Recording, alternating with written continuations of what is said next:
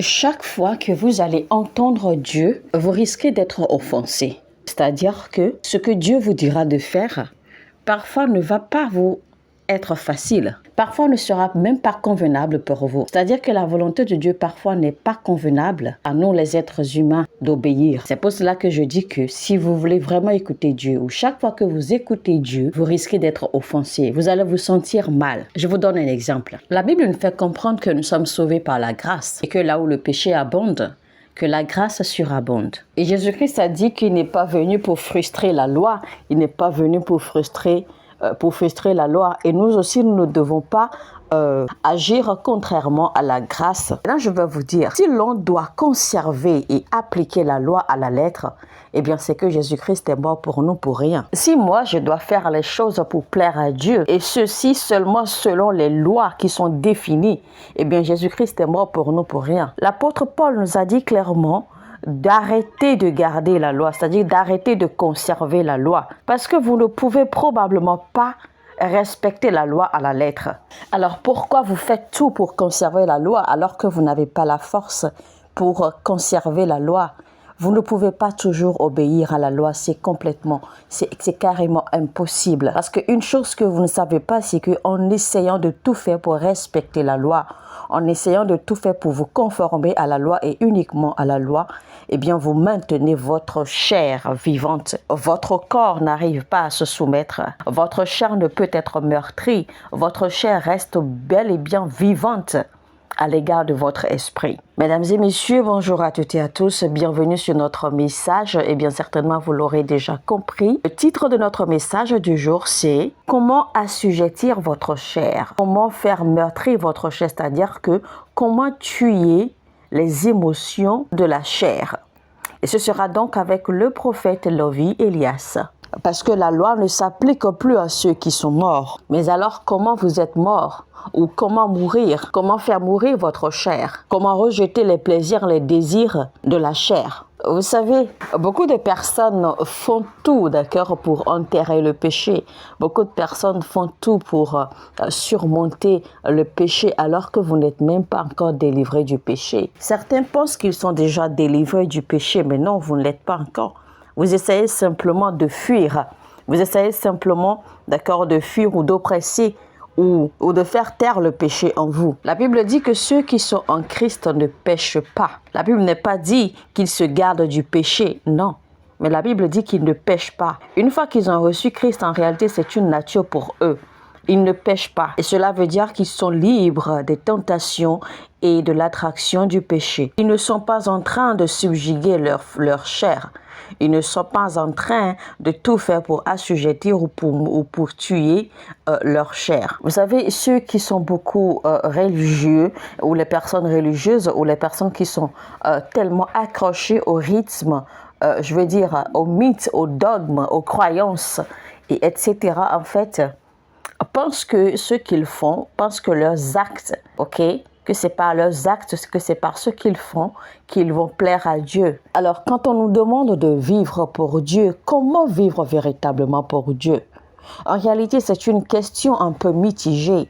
C'est une question à laquelle personne pratiquement n'a la réponse. Parce que les gens ne sont pas spirituels. Même ceux qui parlent de vivre pour Dieu ne savent pas réellement comment vivre pour Dieu. Chacun fait sa définition selon ses convictions, selon ses propres termes. Parce qu'en fait, les gens manquent de spiritualité. Les gens s'accrochent, d'accord, au style de vie de la chair pour plaire à Dieu. Alors qu'il est écrit clairement dans la Bible que toute personne qui vit dans la chair ne peut pas plaire à Dieu. Tout ce qui est lié à la chair, eh bien, attire le péché. Tout ce qui est lié à la chair conduit au péché. Tout ce qui découle de la chair ne peut jamais vous rapprocher de Dieu. Pour ça, quelqu'un peut être bon.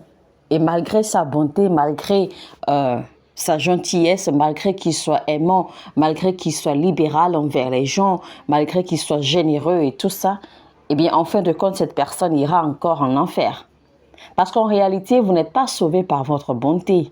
Vous n'êtes pas sauvé à cause de votre générosité, non. Et nous ne sommes pas sauvés à cause de notre justice sur la terre, mais non. Nous sommes sauvés à cause de la justice de Jésus-Christ. Car souvenez-vous, Jésus-Christ est notre justice. Et ce n'est pas notre justice qui nous qualifie, d'accord, à nous rapprocher de Dieu ou à aller au ciel. Donc, toute personne qui est déjà habituée, d'accord, à ses pensées ou à ses enseignements, quand cette personne va entendre ce message, cette personne va se sentir offensée. Parce qu'en réalité, on leur a appris toute leur vie, d'accord, à se baser sur leurs forces, sur leurs actions, sur ce qu'ils font, sur leur style de vie pour plaire à Dieu. Alors que tout ce que Dieu nous demande, c'est de croire en notre Seigneur Jésus-Christ. Et ensuite, une fois que le Saint-Esprit commence son œuvre en nous, eh bien c'est là seulement que nous serons délivrés du péché, mais de l'intérieur. Et l'attirance au péché meurt simplement. Vous ne serez plus attiré au péché. Vous ne serez plus excité par le péché. Même si on vous présentait le péché, vous ne serez pas attiré par cela. Vous ne serez pas touché. Vous n'allez plus réagir au péché. Le péché ne vous dira plus rien. Vous n'aurez même pas envie de pécher. Même si le péché est juste là devant vous, cela ne vous dira absolument rien. Cela ne va même pas vous émouvoir. Pas parce que vous êtes devenu meilleur, mais simplement parce que Dieu vous a touché. Simplement parce que Dieu lui-même vous a transformé de l'intérieur. Parce que Dieu lui-même vous a transformé de l'intérieur. Parce que la grâce a été disponible pour vous d'être transformé, d'être changé. Vous savez, les gens qui s'accrochent, d'accord, aux dogmes, aux croyances, aux convictions, aux pratiques religieuses, eh bien, seront offensés à entendre ce message parce que on leur a toujours enseigné qu'il faille être saint, qu'il faut vivre saint, et consacré pour plaire à Dieu et tout cela. Et ils prêchent la sainteté, la pureté, etc. Mais ils ne savent même pas eux-mêmes ce que c'est que véritablement la sainteté, ce que c'est que véritablement la pureté. Le problème, c'est que les gens confondent généralement la sainteté et la justice. Mais vous ne savez pas, vous ne pouvez rien faire pour être saint. Ce n'est pas possible. Et aussi, il faut savoir que la sainteté n'a rien à voir avec le péché. Je vous le démontre rapidement. Dieu a dit dans sa parole qu'il nous a séparés. Il nous a mis à part en tant que nation sainte. Quand est-ce que Israël est devenu saint? Même, comment est-ce que Israël est saint? C'est-à-dire le peuple d'Israël est saint. Comment est-ce que la nation est sainte? Comment est-ce que Dieu a fait, d'accord, pour dire que le peuple d'Israël était un peuple saint, puisqu'il a dit qu'il nous a mis à part en tant que nation sainte. Pour que Dieu dise que oui, je vous ai mis à part, je vous ai séparés en tant que ma nation sainte à moi. Et pourtant, ceux-là même qui composent la nation que Dieu appelle sa nation sainte, ceux-là même végètent dans le péché. Même les prophètes dans le temps. Aucun prophète n'a jamais été saint. Quel prophète peut être saint? Quel être humain peut être saint? Un être humain ne peut pas être saint. Jamais. C'est-à-dire qu'aucun prophète ne peut être parfait. Aucun être humain ne peut jamais être parfait. Seul Dieu est parfait. Lui seul est saint. Alors, quand les gens vous jugent, d'accord, à cause de vos bons comportements, à cause de votre style de vie qui est parfait, à cause de votre façon de faire les choses qui est parfaite et tout cela, eh bien, c'est recommandable. En fait, c'est ce qui est recommandé, d'accord, d'avoir de bonnes attitudes, de bons comportements, d'être une bonne personne, d'avoir un bon style de vie, et etc. Mais vous serez étonné, d'accord, de savoir que le ciel ne reconnaît même pas la plupart de tous ceux qui ont toutes ces qualités-là.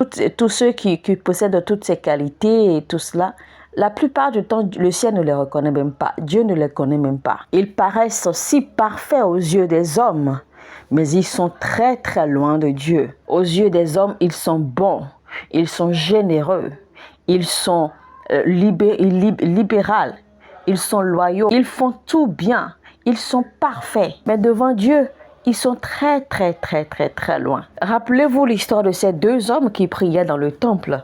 Cette histoire est écrite dans le livre de Matthieu au chapitre 6. L'un des hommes priait et disait « Seigneur, je te remercie.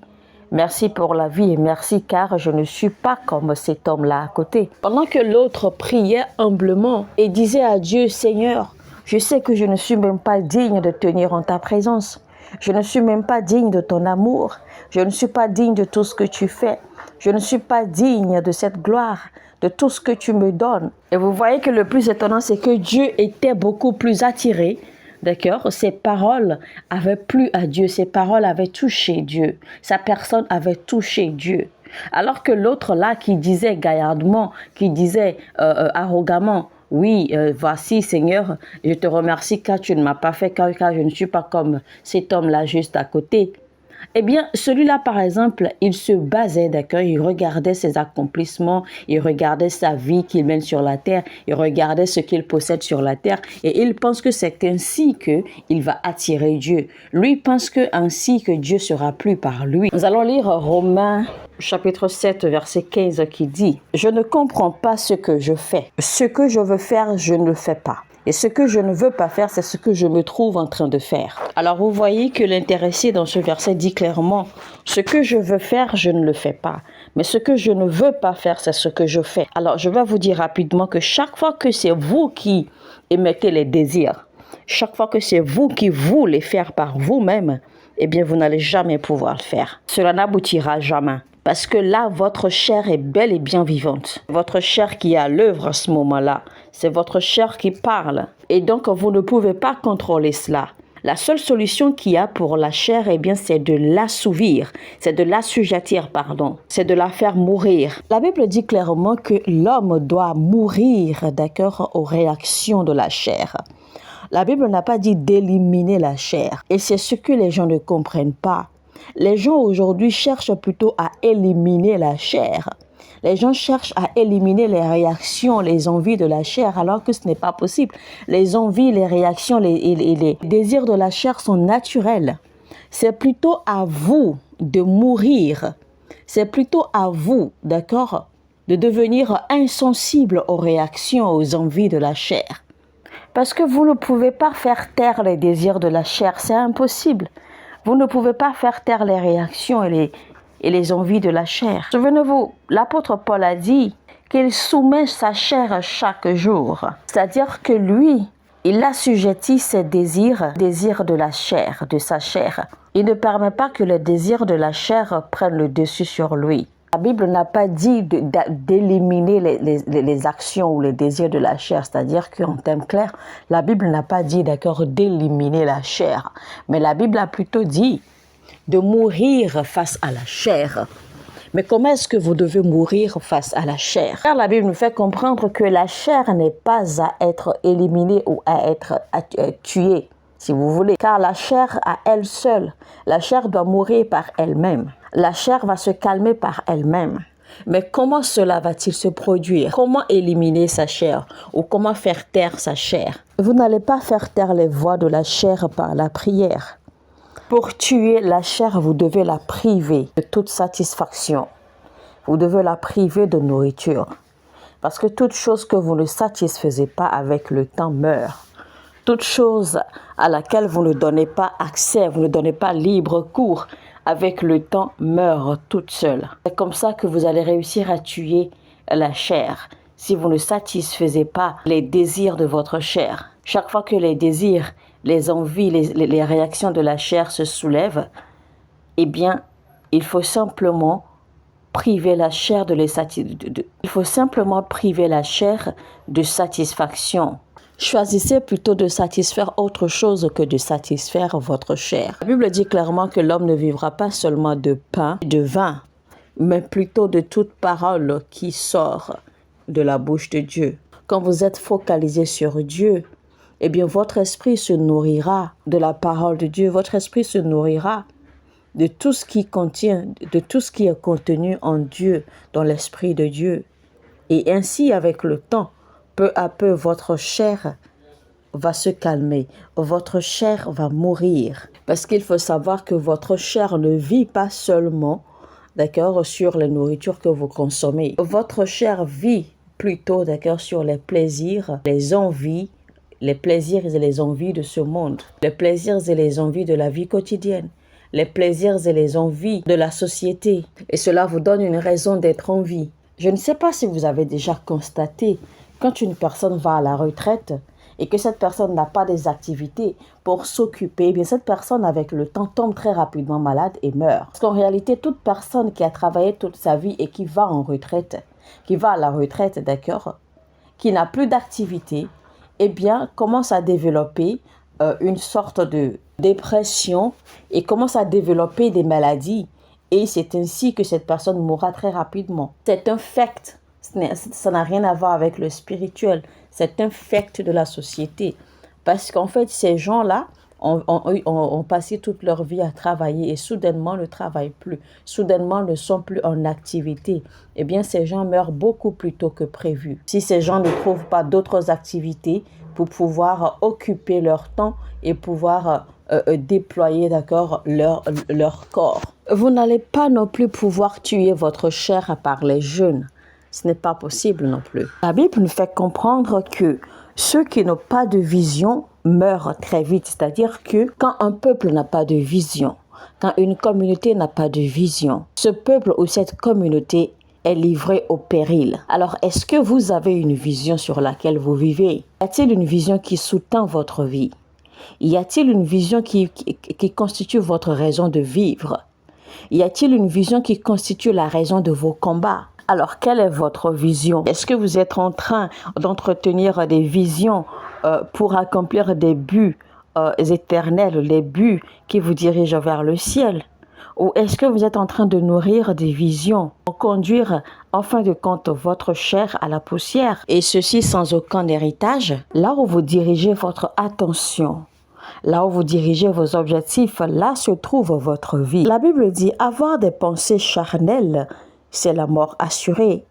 Mais avoir des pensées qui viennent de l'esprit, avoir des pensées qui sont guidées par l'esprit, eh bien, c'est la vie éternelle assurée. Raison pour laquelle le péché abonde beaucoup plus dans notre vie, c'est parce que les enseignements dont nous nous nourrissons, les paroles que nous recevons, les choses que nous entendons sont beaucoup plus liées au péché. Il est difficile en fait qu'on nous enseigne comment échapper au péché. Il est rare d'avoir ces genres de messages, ces genres d'informations, de savoir comment échapper au péché. Quand vous aurez enseigné aux gens comment fuir le péché, ou comment sortir du péché, ou comment éviter le péché, eh bien, naturellement, le péché sera loin d'eux. Naturellement, ils vont se dresser, naturellement, ils vont combattre le péché. Naturellement, ils vont éviter le péché et le péché sera loin d'eux. Parce que le seul échappatoire que nous avons pour être loin du péché, eh bien, c'est d'entretenir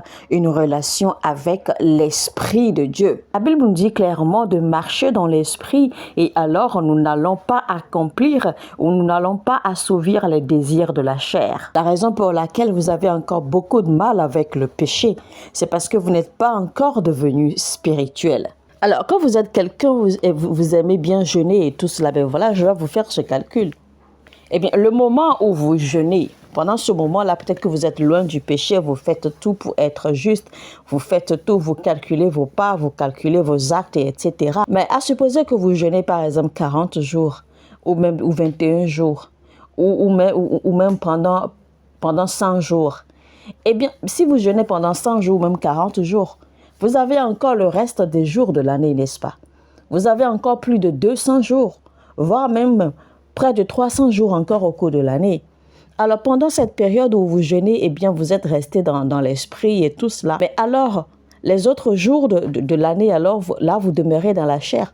Parce que le moment où vous sortez de votre saison de jeûne, et une fois que vous commencez, d'accord, à vous nourrir encore, à boire de l'eau, à dormir, à faire les choses naturelles de la vie, eh bien, votre chair demeure vivante. Tant que vous n'allez pas entretenir une relation proche, une relation quotidienne avec l'esprit, votre chair va demeurer bien vivante.